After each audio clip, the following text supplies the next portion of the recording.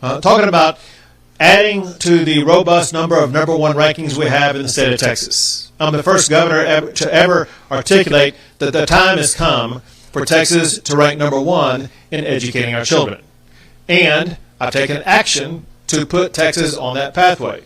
This last session, for example, we signed the largest increase in funding for public education ever in the history of the state. We added more than $8 billion more. We also invested in a record amount for what is most important in our schools, and those are our teachers. We provided more than a $4 billion increase for teachers.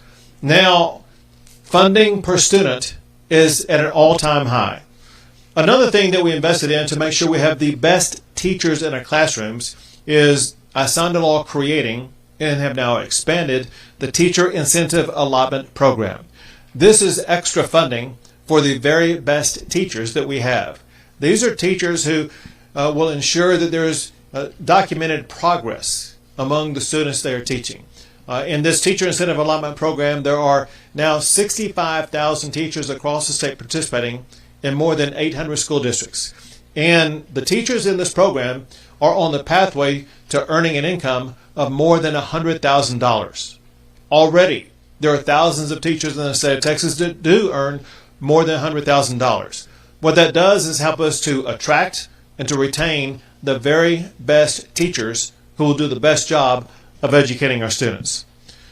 Well, with funding at an all-time high in public education, we must ensure that those funds are being used where it matters the most, and that is in the classroom.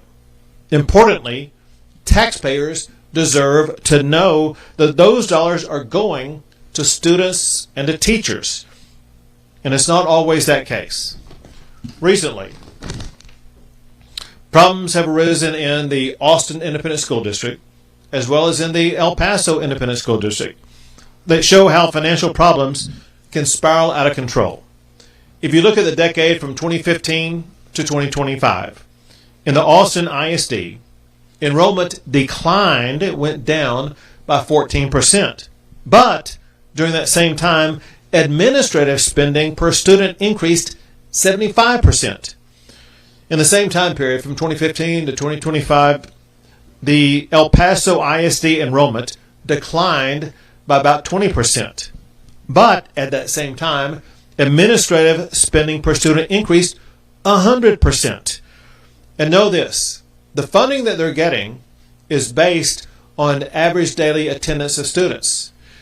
These people in charge of those budgets, they should have been tracking what the decline was in the average daily attendance of students in their district over the past decade to help them better form budgets that would be more accurate.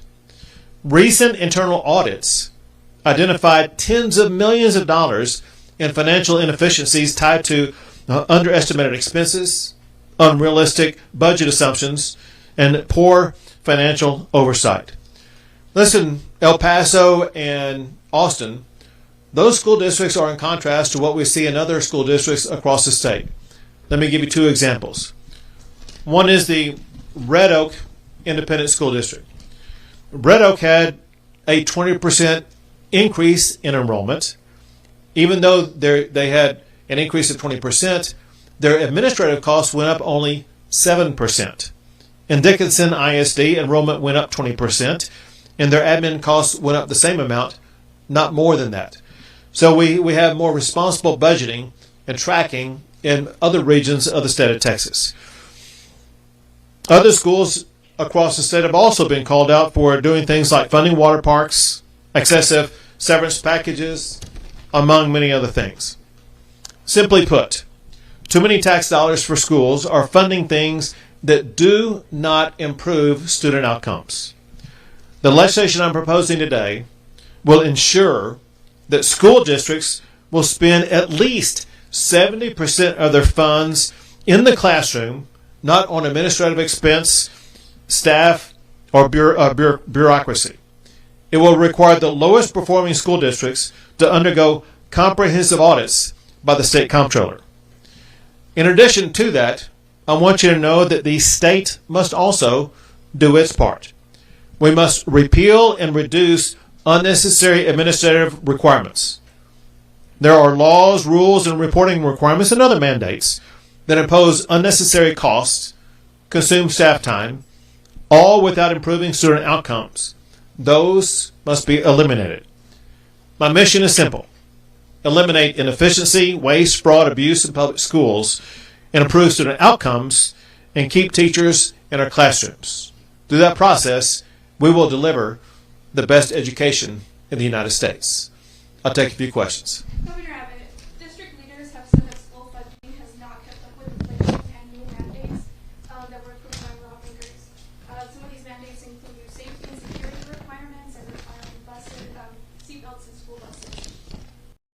You commit increasing school funding, particularly the per student allotment, which district leaders say is currently not enough to keep up with these costs.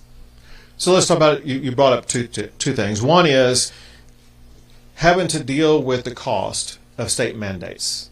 As I just articulated, the state mandates are on the chopping block also, that will lower the costs for these schools. Including the ones that were recently introduced that would add safety requirements? Well, so what we're going to do is we're going to look at every mandate and determine, is it helpful to a student or is it not? Is it being used to just simply drive up administrative costs?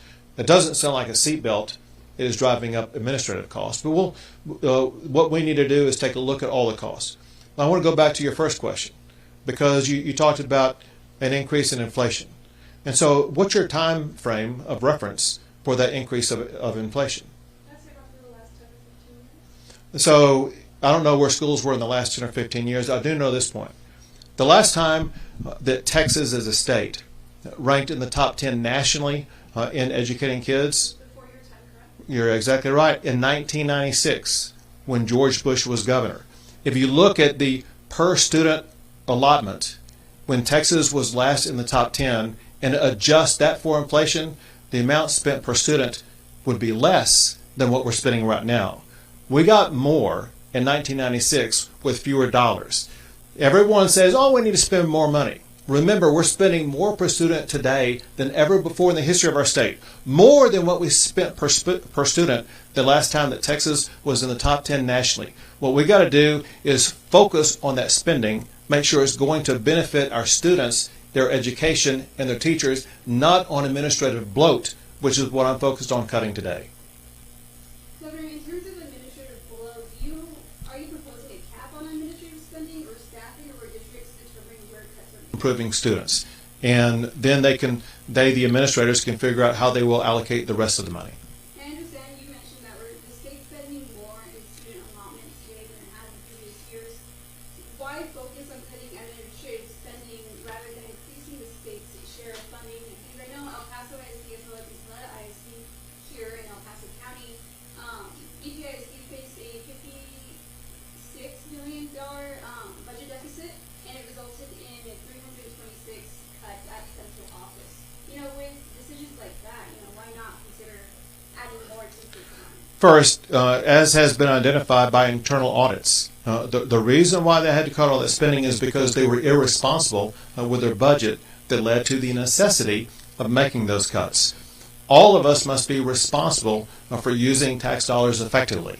And there's only one effective use of tax dollars when it comes to education, and that is putting it into the classroom in a way that ensures that our students will do better. So we want to limit the amount spent on administrative cost. However, I want to reemphasize, this is nothing we are confining solely to school districts. This applies to the state also. The state must make cuts with regard to the Texas Education Agency, with regard to the state as a whole. We're expecting all state agencies to reduce their budgets by at least 3% this year. All of us can do more with less. That's the responsibility of government. School districts across El Paso have been experiencing declining enrollment-driven and partnership falling birth rates. As a result, some districts have been trying to reduce their overall staff sizes. In some cases, like Isla ISD, there have not been enough retirements to keep up with enrollment loss. This has made job security a concern for many of these employees. Have you considered offering assistance to districts dealing with rapidly declining enrollment? That's a responsibility of the local school districts to manage their own budget, to manage their own personnel. I really don't think El Paso ISD wants the state to come in and micromanage their budget. Trust me, we'd be more than happy to. But what they have to do, they're the ones who know and have to ascertain what their student population is going to be. That, as you point out, the number of students has been on the decline for years. Why did they keep spending more? That was one of their irresponsible budget decisions to spend more. It was that, or well, whatever the school district is, who's been losing school population, which there are many across the state. Their responsibility is to make sure they take into account a decline in next year's budget, because the trend is fewer students, which means fewer dollars coming in, and being responsible with that. And take whatever money comes in and ensure that 70% or more of it goes to the classroom to educate students. Teachers with visas, you were very outspoken about it. You don't want them in this Texas districts. Also with the tourism, birth tourism here in that region. What's your take on that the federal government is taking this away from trusting? Repeat the very last clause you said. What's your take on the visas that the federal government Right. now is taking away from people So- crossing the bridge one into the teachers with visas? You were very outspoken about it in school districts here in Texas. Sure. So, first of all, with regard to birth tourism is a crime.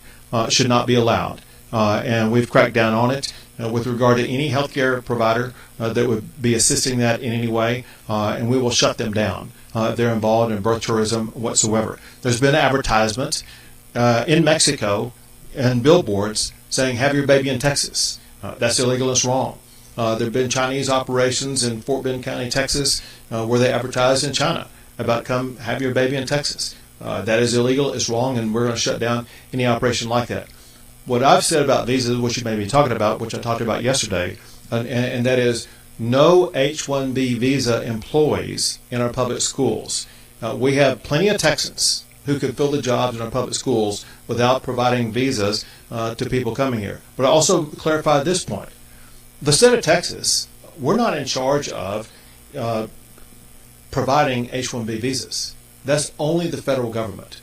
What we are having to respond to is limitless approvals of H-1B visas by the federal government that now have these people working across the state of Texas. What we're trying to do is to get back to the way our practice should be, and that is Texas jobs for Texans first. Two more questions. Thank you so much for hosting this press availability and hosting the CBS National News. I want to ask you about something that has been concerning a lot of West Texas families, and that's the $7.5 billion Big Bend border project. I know you've been talking to CBP Commissioner Rodney Scott and Secretary Mullen about this. Can you tell us, where does this project stand? Have they given you reassurances that there will be no building infrastructure inside the national park? And just taking a step back, I mean, we're talking about funding today. $7.5 billion is a lot of money. Do you think that's the best use of taxpayer money? So let's go back to the conversations, and that is that either I myself or my staff have been in communication with the Department of Homeland Security stretching back months, definitely through June, maybe even before June, about what was or was not going to be going on in Big Bend National Park.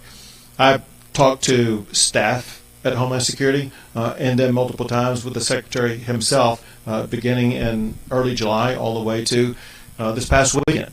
And every conversation that I had was that they would not be building any wall, any fence, any barrier like that. They had other tools and strategies where they could secure that portion of the border without erecting those types of barriers. The commitment to me was a restatement of my conversations before, and that is there would be no wall, no fence erected in Big Bend National Park. Yeah. Because of the way school funding is structured? In the border law, also in Crystal Aid to the eminent domain, how does that that for your government, that it's in Texas, that basically wants to construct the wall in that part of Texas? So the first part of your question, there were people shouting. I couldn't hear you. The question is, are you working with the U.S. government now that they want to construct part of Crystal Aid, which is part of I got it. the border wall? Because many people are scared that they're going to take the sanctuary away from them, and basically how you work with them that they can be eminent domain in that part of Texas. Sure, got it. Okay. So let me provide context for this. During the Biden administration, they were not building any border wall in the state of Texas.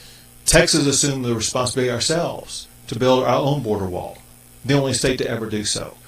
Now that the Trump administration is in there and actually taking action to secure the border, Texas no longer needs to build any border barriers, and that's the federal government that is doing that job.